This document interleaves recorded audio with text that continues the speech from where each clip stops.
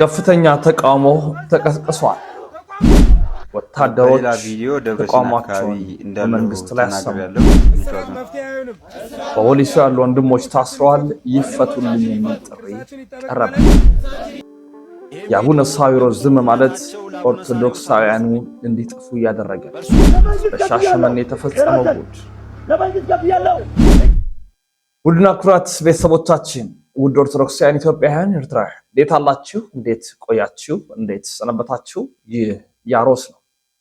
መረጃ ለመላው ዓለም እንዲዳረስ ላይክ ማድረግ፣ ሼር ማድረግ፣ ማዳረሳችሁ ፍጹም እንዳይዘነጋ እንላለን። የተወዳችሁ ውድና ኩራት ቤተሰቦቻችን፣ ውድ ኦርቶዶክሳውያን እንግዲህ መረጃዎቻችን ጀምረዋል። መረጃው ለመላው ዓለም እንዲዳረስ ላይክ ማድረግ፣ ሼር ማድረግ እንዳይዘነጋ እንላለን። እንግዲህ መጀመሪያ መረጃው በደንብ እንዲዳረስ ላይክ አድርጉልን፣ በደንብ ማለት ነው። ምክንያቱም የእናንተ ላይክ ማድረግ አልጎሪዝሙ በደንብ እንዲታይ ስለሚያደርግ። ሻሸመኔ ላይ መከራችን እንደውም በዝቷል። በጣም ያሳዝን ማለት ለመንግስት ከፍሎ ማለት ነው የሚከፈለውን ከፍሎ ጉቦ ተጠይቆ እንዴት አይነት ምሬት እንደሚያማርር ላሳያቸው። አልተደረገ ያልተደረገ መንጀብ ከርካራ አይ ታራ ይገለቦት ዘይዳ በቃ እኔ ይገለቦት ቦታ ለመንግስት ከፍያለሁ። ራሰን ለመንግስት ከፍያለሁ። ለመንግስት 3200 ብር ተቀጣ አለ ከፈል አይደል እንዴ? ሌላ ምን መከራከር አስፈለገ? ለመንግስት አለበት ሀገር ነው። በብልጽግና ዘመን አፈራለ እንዴ? በብልጽግና ቢዛ አፈራለ 3500 ለመሰጥ ከፈልኩት። እሺ ከድለ ለምንላል ወይ መንግስት ያለበት ሀገር ነው። እናንተ እየወሰራችሁ ቅረጡ ውሰሩ። ለኔ ስልክ በለታስ ወጋ ስልክ በለት ወጣ ይቀራል። እኔ መንግስት ያለበት ሀገር ነው። መንግስት 3 ብር ክፍል አልኩ ከፍያለሁ። አሁን ለራሴ እየፈለኩ ነኝ አይደለም። እኔ ተቀጣው አጣኝ ላንተላኩት አዳም አንተም ስማ። አሁን ቀጥ ብለህ መኪና አስተት ሄደ። እኔ ወደ እነ ሄደው ሄዳለህ አጄ ፖሊስ ታጋይ እኔ አሳስረኝ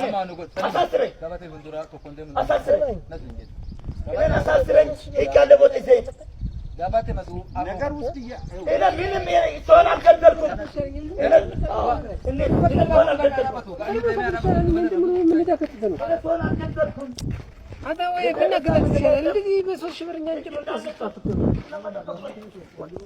በጣም እያማረረ በጣም እየጮኸ እየተቆጣ እዛ ከፍሎ ድጋሚ ደግሞ ክፈል ተብሎ ምንም አታመጣም በሚል እብሪት ደግሞ ትራፊኩን ቁጭ ብሎ ነው ያየን ያለ። አሁን ያለችዋ ሀገራችን እንዲህ ሆናለች። መከላከያውም እንዲህ ድምፁን ያሰማ ንጋለ። በሌላ ቪዲዮ ደብረሲና አካባቢ እንዳለው ተናግሬያለሁ። እዚህ ሰሜን ሸዋ ዞን ማለት ነው። እና ደብረሲና አካባቢ መንግስት ምን አይነት ስራ እየሰራ እንዳለ አጠር አድርጌ ልገልጽላችሁ። ይህን ስናገር ደግሞ ምናልባት የለበስከው ሚሊተሪ ማቆሸሽ ነው ምናምን የምትሉ ሰዎች ልትኖሩ ትችላላችሁ።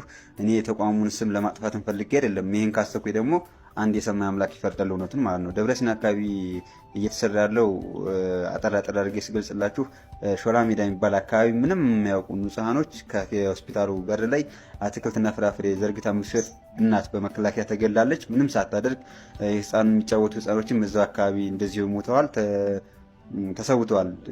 ሲቀጥል እዛ አካባቢ አረቅ ቤት የነበሩ ልጆችም አውጥተው ገሏቸዋል። ይሄን ያደረገ እንግዲህ ከዛው ከመከላከያ ከአባል ነው። ውጣ ፍተሻ ሲባል ልጁ መጀመሪያም ሰው ሳልገላ ልመለስም እያለ እየፎከረ ነበር የወጣ። እንደዛ አድርጓቸዋል። ከዛ ሲቀጥል የደብረ ታቦር ነሐሴ 13 ጅራፍ እያጮኸ የሆነ ልጅ ለምን ታጮኻለህ ተብሎ እሱ ላይም እንደዚሁም ተቆልፎ ተገሏል። በጥይት እንኳን ተመቶ አይደለም ተንፈራፍሮን የሞተው ተቆልፎ ማለት ነው። እንግዲህ መከላከያ ይህን ስለማ እየሰራ ያለው። ደብረሲና ላይ አንድ እህታችን ተደፍራለች። የደፈራት ልጅ እዛው ጤና ጣቢያ ሄደው ተመርምረዋል። ነገር ግን ያው ልጁ 50 አለቃ ነበር። አጋጣሚ የመቶ አለቃ ጩ መኮንን ስልጠና ጥሪ ተደረገለት። 2 ቀን ታስሮ ወደዛ ሄዷል። እንደዚህ አይነት ስራ ነው እየተሰራ ያለው።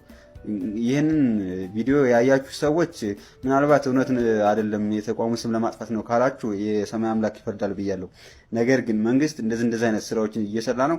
ዝቅ እያለ ከበላይ ያለው አመራሮች ታች ያለውን ጦር ቢያው የተሻለ ነው ብዬ አምናለሁ። እንግዲህ በቀጣይ መረጃችን ደግሞ ምክንያቱም በሁሉም ቦታ ላይ የተቃውሞ ድምጾች በሁሉም ቦታ ላይ የሚሰሙ ጩኸቶች ናቸው። ህዝቡ ድምጹን ነው እያሰማ ያለው፣ ቅሬታውን ነው ያቀረበ ያለው። አሁንም ሌላ ጩኸት ሌላ ተቃውሞ መልእክት ተሰምቷል። ሃይማኖቱ በዘሩ በቋንቋው የተለየ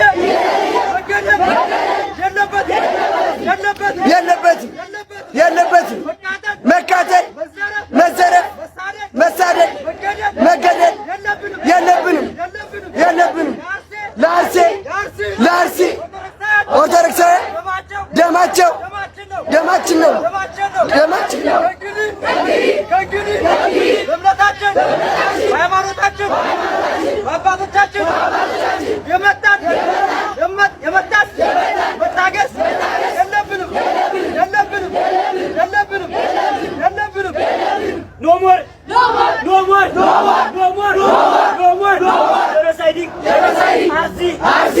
Christian. No more. Genocide. Arsi. Christian. መስቀል ስላሰሩ መሞት የለባቸው። መስቀል ስላሰሩ መሞት የለባቸው። ክርስቲያን ስለሆኑ መገደል የለባቸው። ኧረ ፍትህ ዳኛ ወዴት አለ? ከተማ ውስጥ ይሄን ጉድ ምን አለ? ለማይራራ አመፅ ለተሞላ ፍርድ የለም ወይ? አደራ ለበላ እንዳፈራ አለ ካንተ ጋራ እንዳፈራ ሞትን እንዳፈራ ሞትን እንዳፈራ ሞትን እንዳፈራ ማጥልከን አደራ እንዳፈራ ሞትን እንዳፈራ። እንግዲህ አሁን ያለንበት ነገር የደረስንበት ሁኔታ በጣም ከባድ፣ ሁሉም በተለይ ቤተክርስቲያን ዋጋ የከፈለች ነው። ውድነቱ፣ ሀገር ጉዳይ፣ ልባት ያልተሰጣቸው ብዙ ጥያቄዎች ያመሷት ይገኛል። እነዛ ነገሮች በጣም መታረም መስተካከል አለባቸው በእውነት። በሌላ መረጃችን የማሰማችሁ ደግሞ ከአቡነ ሳይሮስ ጋር በተገናኘ እንግዲህ መንበረ ፓትርያርክ ጠቅላይ ቤተ ክህነት መሰራት ባለመቻሉ ኦርቶዶክሳውያን ክርስቲያኖች ላይ መስራት ባለመቻሉ የባዕድ አምልኮ በጣም የተስፋፋ ነው። በጣም ዛፍ ማምለክ ምናምን ተጀምሯል። የቃልቻ ነው ይባላል። ይህም ቪዲዮ ለብፁዕነታቸው ለአቡነ ሳይሮስ አድርሱልኝ። በእርሶ ዘመን ሰው እንደዚህ መሆን ነበረበት? ብፁዕነቶች፣ ብፁዓን አባቶች በእናንተ ዘመን እንደዚህ የጣዖት አምልኮ መከተል ነበረባችሁ? በቋንቋቸው መማር አለባችሁ እኮ ነው ያላችሁት ህዝቡን ያኔ አትክፈሉት ሲባል። ኧረ እባካችሁ የህዝብ ወዴት እንደሚሄድ አያውቅም፣ አትክፈሉት በአንድነት ይኖር ስንል እኮ አይ በቋንቋው መማር አለበት 100 ዓመት ወደ ኋላ ተመልሶብናል ያላችሁ ሰዎች 1000 ዓመት ወደ ኋላ መለሳችሁ። 100 ዓመት ተጎድተናል ያላችሁ ሰዎች 1000 ዓመት እንድንጎዳ በሲኦል እንድንኖር አደረጋችሁ። እኔ እንኳን እግዚአብሔር ይመስገን በሞትም አይቆጨኝም። ቅዱስ ቁርባን ተቀብያለሁ፣ ንስሐዬን ገብቻለሁ። ኧረ አባቶች በእናንተ ዘመን ይሄ መሆን የለበትም። በቅዱስ ገብርኤል እንያዛችሁ፣ በመላእክታት በጻድቃን ሊያዛችሁ። እየሆነ ያለው ነገር እየተሰራ ያለው አምልኮ ሰዎች ከቤተ ክርስቲያን ወጥተው ወደ ጣዖት አምልኮ እንዲገቡ ተደርጓል። ይሄን የሰራው በእናንተ ስር ያለ ሰው፣ ይሄን የሰራው በእናንተ አጀንዳ ነው። ይሄ የተሰራው በእናንተ መረብ ነው የተዘረጋው። እባካችሁ አባቶች እውነት እቺን ቦታ በጸጋ ከተቀበላችኋት፣ በለበረከት ከተቀበላችሁ፣ ህዝቡን ለማስተዳደር ከተቀበላችሁ ይህን ህዝብ መክራችሁ መልሱ። ተው በሏቸው ነገስታቶችን። ለነገስታቶች ይጠቅማል ይሄ ነገር፣ እድሜ ያራዝምላቸዋል እናውቃለን። ግን መጨረሻው እሳት ነው። አጠፋፋቸው አያምርም፣ አማሞታቸው አያምርም። እኔ በጣም አዝኛለሁ፣ በጣም ተሰምቶኛል። የፈራነው ነገር አልቀረም። እያየነው ያለው ነገር በጣም ያሳዝባል። እኔ በሞት ከዚህ በኋላ እግዚአብሔር ይመስገን ወደ እግዚአብሔር ቀርቤያለሁ። ሞትን አልፈራም። ንስሐዬን ተቀብያለሁ። ቅዱስ ቁርባንን ሥጋው ደሙን በልቻለሁ። እነዚህ ሰዎች ግን ኃጢአን የመጣ ለጻድቃን ይሆናል እንደሚባል አሁን በተለይ ጥር 14 ላይ የነበረው የ2015 በቋንቋ መሰበክ አለበት፣ በቋንቋ መሰበክ ተገንጥሎ ለመውጣት እንዲያመቻቸው አደረጉ። ወጡ። ጉልበት ተሰማቸው፣ ኃይል ተሰማቸው፣ የፈለጉትን ማድረግ ቻሉ። በቋንቋ ይሰበክላቸው ያሉትን ህዝብ ረሱ። ራሽ ህዝቡን ገደሉ፣ ፈጁ፣ አለያዩ። አሁን ወደ ኋላ 1000 ዓመት ተጉዞ ዛፍ ማምለክ ምን ተጀመረ? ባዕድ አምልኮ ማለት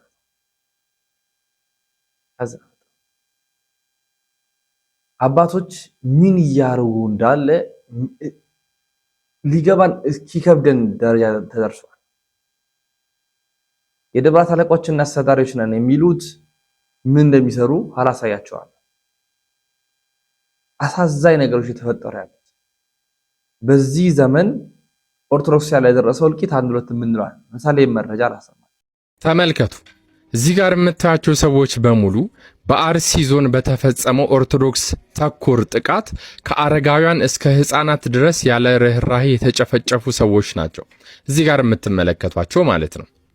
ደግሞ ተመልከቱ። እዚህ ጋር የምታዩት ደግሞ በሐምሌ 15 ዕለት በሃዲያና በስልጤ ሀገረ ስብከት ስር በበታራ ኦርቶዶክሳውያን ላይ በሌሊት ማለትም በማታ በመብራት ኦርቶዶክሳዊ ተኮር የሆነ ጭፍጨፋ ተካሂዷል ማለት ነው። ይህንን ከዚህ በፊት በተደጋጋሚ አሳውቂያችኋለሁ ማለት ነው። በነገራችን ላይ በዚህ ዕለት ማለትም በሐምሌ 15 ዕለት እንግዲህ በወሎ እንደሰማችሁት በንጹህ ገዳማውያን እናቶቻችንና አባቶቻችን ላይ የድሮን ጥቃት ተፈጽሞ ንጹሃን እናቶቻችንና አባቶቻችን እንደተገደሉ ብዙዎቻችን የሰማችሁት ነው ማለት ነው። ስለዚህ ዋነኛው መፍትሄ ምንድነው? ሁሌ እየመጡ እንደዚህ የሀዘን ዜናዎችን ከመናገር ባሻገር መፍትሄው ላይ መስራት ያስፈልገናል። ስለዚህ ሁላችንም እንግዲህ መንቃት ያለብን ሰዓት ነው ማለት ነው። እንግዲህ እኔም ከዚህ ጋር በተያያዘ አንድ የአፕሊኬሽን ፕሮጀክት እየሰራው ነው።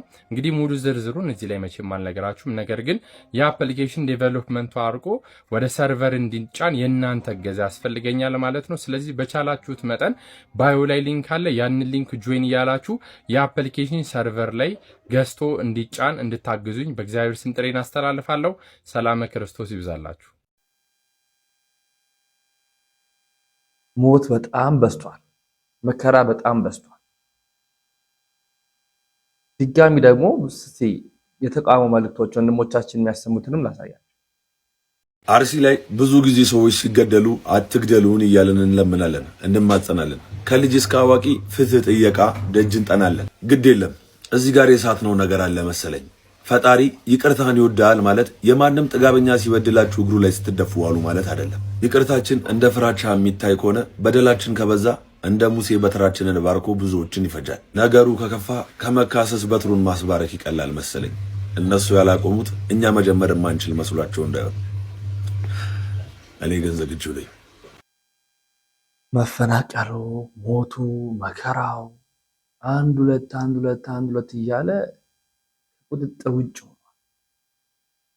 ቁልቢ የተፈጠረውን ነገር ላሳያችሁ። ቁልቢ ምን ተፈጥሮ እንደነበረ ከኔክስት ሲመለሱ የነበረውን ሙሉ በሙሉ እንደውም እኔ ከማስረዳቸው ቪዲዮ ላይ ያለውን ብታዩ ጥሩ ነው። እግዚአብሔር እንዴት አይነት ተአምር አድርጎ እንደጠበቃቸው እንዳዳናቸው ማለት የቅዱስ ገብርኤል በዓል ኔክስት አንግ ሰው አክብሮ ሲመለሱ የገጠማቸው ነገር ላሳያችሁ። መኪናውን እንጣለው እንፈው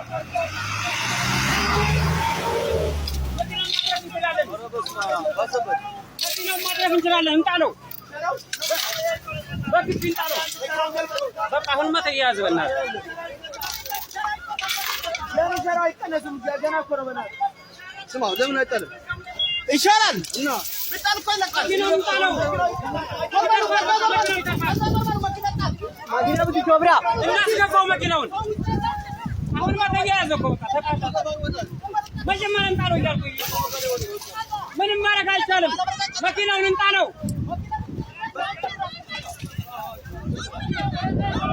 ጆብራናና ዋውስ አረ መኪናው ይጣልሰው መንዳት ትችላለህ። ዋው ትላለህ።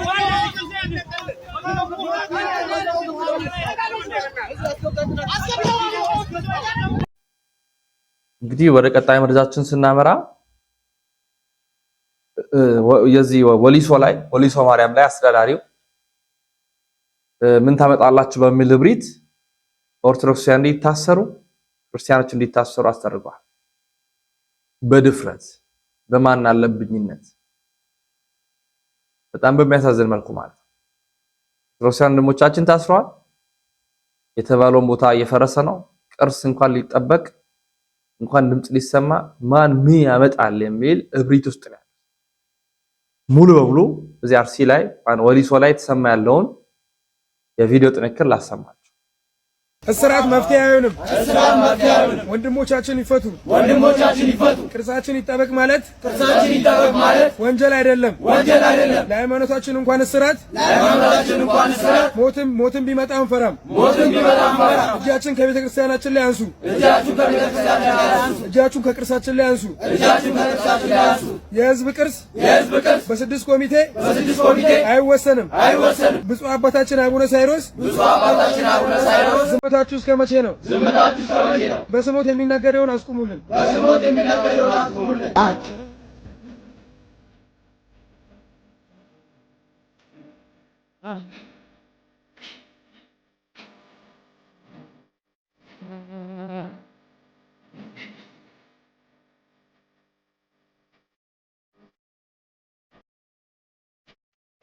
ብፁዕ አቡነ ሳዊሮስ የጨረቃው ጳጳስ ሀገረ ስብከት የወሊሶ ማርያም አዲሷ ቤተ ክርስቲያን እንድትፈርስ ተወስኗል። ነገር ግን በሀገረ ስብከቱ ውስጥ ስለሚደረገው ነገር መረጃው ስላሌለው ነውስ ጸረ ቤተ ክርስቲያን ስለሆነ ነው ዝምታው?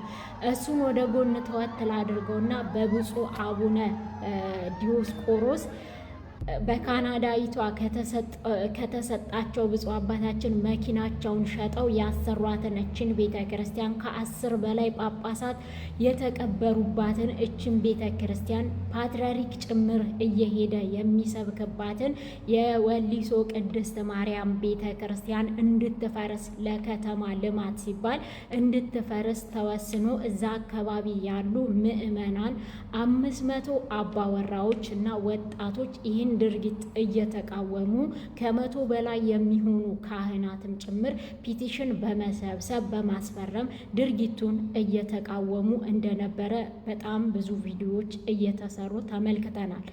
ነገር ግን በዛሬው ዕለት በእናታችን በቅድስት ድንግል ማርያም ዕለት ቅዳሴ ሊያስቀድሱ የተሰበሰቡትን ወጣቶች በዚህ ጉዳይ ድምጽ ሲሆኑ የነበሩትን በትልቅዬ መኪና መተው ጭነው ወደ እስር ቤት ወስደዋቸዋል። በምታዩት መልኩ እናቶቻችን እንደዚህ እያለቀሱ ምንም ሳይራሩ ኦርቶዶክሳውያኑ ቤተ ክርስቲያን አትፍረስ፣ ከተማውን አልሙ፣ እናንተ ልታለሙት በፈለጋችሁት ልክ ቤተ ክርስቲያኑንም እንደገና አድሰን መስራት እንችላለን ብለው የህንፃ ያወጡትንም ዲዛይን ጭምር እያያዙ ድምጽ ሲሆኑ እንደነበረ ይታወቃል። ነገር ግን ማንም ሊሰማቸው አልቻለም። 6 ሰዎች ናቸው ይህንን ውሳኔ ከአስተዳዳሪው ጀምሮ የቤተ ክርስቲያኒቱን መፍረስ ይፈለጋል። ከ10 በላይ የተቀበሩትን እነዛን የጳጳሳቶቹን አስክሬናቸውን ከብፁዕ አቡነ ዲዮስቆሮስ ጀምሮ በሌሊት እየመጡ አስክሬናቸውን ቆፍረው ወስደውታል። ስለዚህ ዛሬም ኦርቶዶክሳውያንን በዚህ መልኩ ስብስብ አድርገው ወጣቱን ወደ እስር ቤተ ክርስቲያኑ እንዲፈርስ ተወስኗል። ሁላችንም ድምፅ ልንሆናቸው ይገባል። ጸረ ቤተ ክርስቲያን ከሆነው ብፁዕ አቡነ ሳዊሮስ ምንም አንጠብቅ። ምክንያቱም የቤተ ክርስቲያን መፍረሷን ይህንን ብዙ ጊዜ ቪዲዮ በመስራት ደብዳቤ ይዘው ሀገረ ስብከቱ ቤተ ክህነቱ ጭምር በመሄድ ዋጋ የከፈሉ ወንድሞቻችን ናቸው ዛሬ የታሰሩት። ድምጽ ነው። አባታችን ግን ምን እያሉ ይሆን? እየታዘቡን ይሆን? ታሪካቸው እኛን እንዳይወቅሰን ፈራው። በዛ ላይ እነሱ ያጸኑትና ለዓለም የሚትረፈረፍ ብዙ ገድላትን የፈጸሙበት ቤተ ሳይዳችን ከመፍረሱም በላይ የልጅነት ጥላዬ የወሊሶ ግንባር ቀደም ታሪክ ሲፈርስ ማየት በቁም ከመቃጠል በላይ ነው። ምዕመናን ሆይ ምን ብናደርግ ከዘመኑ አውሬ እናታችንን ልናስጥል እንችል ይሆን? ከ48 ዓመታት በላይ የቆመችው ቤተ ሳይዳችን አሁን በቁሟ ስትፈርስ ለማየት ቆመን ስላለን አምላክ ሆይ ይቅር በለን። የአቡነ ተክለ ሃይማኖት 11ኛ ትውልድ የሆኑት የወሊሶ አባ ዘልደተ ትንሣኤ አቡነ ዲዮስቆሮስ ሆይ አትፍረዱብን፣ ይቅር በሉን። ሰላሙን ጊዜ ያምጣ፣ ቸሮሬም ያሰማን። አባት ነን ተብሎ የተቀመጡት ራሱ እንዴት አይነት ነገር እያደረጉ እንዳሉ ተመልከቱ። እንዴት አይነት ነገር እያደረጉ እንዳሉ እግዚአብሔር ያሳያችሁ። በጣም ከባድ ዋጋ የሚያስከፍል ነው። እጅግ የሚያሳዝን ነው በእውነት። ሌላ በጣም ያሳዘነኝ አማራ ክልል ላይ ያየሁት ባህር ዳር አካባቢ ነው። ከተባራሪ ጥይት እንዳያገኛቸው ተሸሽገው ያሉት አንድ ቪዲዮ ወጥቶ በጣም ብዙ አሁን አስገራሚ። ይሄ የአማራ ክልልን ወቅታዊ ሁኔታ ያሳያል የተባለው ምስል በዛሬው ዕለት በማህበራዊ ሚዲያው ላይ መነጋገሪያ ሆኗል። ምስሉ ላይ እንደምትመለከቱት በባለ 3 እግር ተሽከርካሪ ሲጓዙ የነበሩና ሕፃን ልጅ ጭምር የያዙ ዜጎች እነሱ ጉዞ በሚያደርጉበት አጋጣሚ ግጭት በመቀስቀሱ አስፋልቱ ስር ተኝተው ከተባራሪ ጥይት ለማምለጥ ሲሞክሩ ያሳያል። በአሁኑ ሰዓት በርካቶችም በዚህ ምስል ዙሪያ ሐሳባቸውን እያጋሩም ይገኛሉ። እናንተስ በዚህ ጉዳይ ላይ ምን ትላላችሁ? ሐሳባችሁንም አጋሩ። የሆነ በጣም ትኩረት የሚስብ እጅግም የሚያሳዝን ቪዲዮ ነው። ቤተክርስቲያን መከራ ውስጥ ናት፣ ፈተና ውስጥ ናት። በድሮን ቤተክርስቲያን ጥቃት ተፈጽሞባታል። አባቶች ላይ ጥቃት ተፈጽመዋል። ዛሬም ሀይባ ያተናል። ዛሬም ድምጽ የሚሆኑልን አተናል።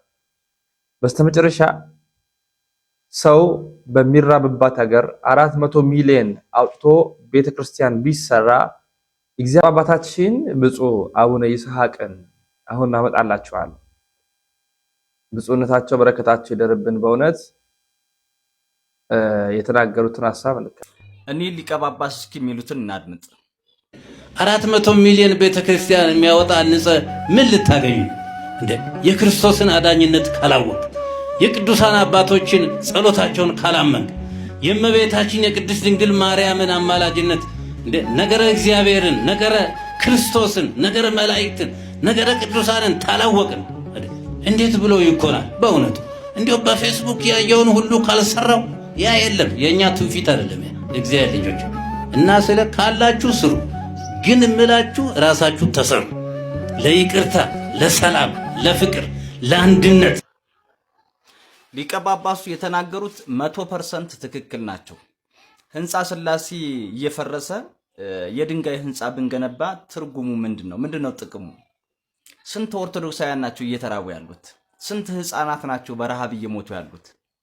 እዛ ላይ ብንሰራ አይቀልም? እዛ ላይ ብንሰራ የተሻለ አይሆንም? ህንፃ ሥላሴን መጀመሪያ እንስራ። በመጀመሪያ በቃለ እግዚአብሔር እንስራቸው። ከዛ ደግሞ የሚያስፈልጋቸውን የዕለት እንጀራቸውን ያላቸው ሰዎች ለሌላቸው እንዲያካፍሉ እዛ ላይ እንስራ። በቃ ሃይማኖታችን እንድትቀጥል ክርስትናችን እንዲስፋፋ ማድረግ የምንችለው ህንፃ በመገንባት አይደለም፣ ትልልቅ ካቴድራሎች በመስራት አይደለም። በቃ ብፁዕነታቸው ገብቷቸዋል። በመጀመሪያ ወንጌል ይስፋ፣ ወንጌል ይነገር። ወንጌል ቃለ እግዚአብሔር ብቻ ሳይሆን ጌታም ሲያደርግ እንደነበረው ህዝቡን ሲያስተምር መጀመሪያ የሚያስፈልጋቸውን ምግባቸውን እያበረከተ ጥቂቱን እንጀራ እያበረከተ ይመግባቸው ነበረ። ከእንጀራው ጋር ቃሉን ይመግባቸው ነበረ።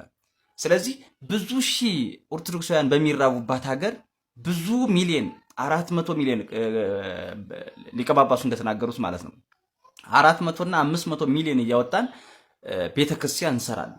ቤተክርስቲያን መሰራቱ አይደለም ክፋቱ፣ ግን ቤተክርስቲያኑ የሚሰራው ለማን ነው? ይሄ ህንፃ ቤተክርስቲያን የሚሰራው ለማን ነው? ማን ነው ገብቶ የሚያስቀድሰው? ማን ነው የሚቆርብበት? ማን ነው ወንጌል የሚማርበት? ማንም የለም። ምክንያቱም ትውልዱ እየተራበ ነው። ትውልዱ ችግር ውስጥ ነው ያለው። ከዚህ ይልቅ የቤተክርስቲያን ኃላፊዎች አሁን ማድረግ ያለባቸው በዚህ ሰዓት በየአጥቢያው በየአድባራቱ እንዲሁም ደግሞ በየደረጃው ያሉ የቤተክርስቲያን ኃላፊዎች ማድረግ ያለባቸው ባለሀብቶች ያላቸው ሰዎች ለሌላቸው ሰዎች እንዲያካፍሉ ነው ማስተማር ያለባቸው። ተካፍለው እንዲኖሩ ነው ማድረግ ያለባቸው። በቃ ህንፃ ሥላሴ የሚጠበቀው ህንፃ ሥላሴ እንዳይፈርስ ማድረግ የሚቻለው ይሄን ማስተማር ስንችል ነው። ይሄን ማስተማር ስንችል መጀመሪያ ወንጌልን እናስተምራለን፣ የእግዚአብሔርን ቃል እናስተምራለን። ወንጌል የገባው ሰው ደግሞ ያለውን ለሌለው ያካፍላል ማለት ነው። ስለዚህ አሁን ሁሉም ሰው ትኩረቱ ህንፃ ቤተክርስቲያን ላይ የሆነ ግንብ መስራት ነው የሚፈልገው፣ የሆነ ካቴድራል መስራት ነው የሚፈልገው። እኛም ለመስጠት ችግር የለብንም፣ እንሰጣለን። ለተራብ ለአንድ ለወንድማችን ለአንዲት እህታችን ህፃን ልጅ ይዛ ጎዳና ለወጣች ግን የምንሰጥ እምብዛም በጣም ጥቂቶች ነን። እግዚአብሔር የሚደሰተው ደግሞ ለሰዎች በምናደርገው ነው እንጂ የድንጋይ ህንጻ በሰራ ነው ልክ አይደለም ይከፈለን። የተራበውን አብልተሃል ወይ? የተጠማውን አጠጥተሃል ወይ? የታረዘውን አልብሰሃል ወይ? ምን ጠየቀው እሱን ነው። ስለዚህ የነፍስ ስራ እንስራ፣ ህንጻ ስላሴን እንስራ። ከዛ በኋላስ የሚራቡ ኦርቶዶክሳውያንን ምናካፈላቸው ከሆነ ምናበላቸው ከሆነ በችግራቸው ሰዓት ምንደርስላቸው ከሆነ እነኚህ ኦርቶዶክሳውያን ከሃይማኖታቸው አይወጡም፣ አስቀዳሽ ይሆናሉ። ማስቀደስ ብቻ ሳይሆን ስጋው ደግሞ ይቀበላሉ፣ ቆራቢዎች ይሆናሉ። እቺ የተሰራችው ህንጻ ቤተክርስቲያን በኦርቶዶክሳውያን ምእመናን ትሞላለች ማለት ነው። ስለዚህ እዚህ ላይ ብንሰራ ቤተክርስቲያናችን እንድትቀጥል ማድረግ እንችላለን ማለት ነው። የተወደዳችሁ ቤተሰቦቻችን ውድ ኦርቶዶክሳውያን የዛሬ ቪዲዮ መረጃ ማስረጃዎቻችን ይመስላሉ። በሌሎች መረጃዎች እንመለሳለን። እስከዚያ ድረስ ተሰነባበት። ነሰናይ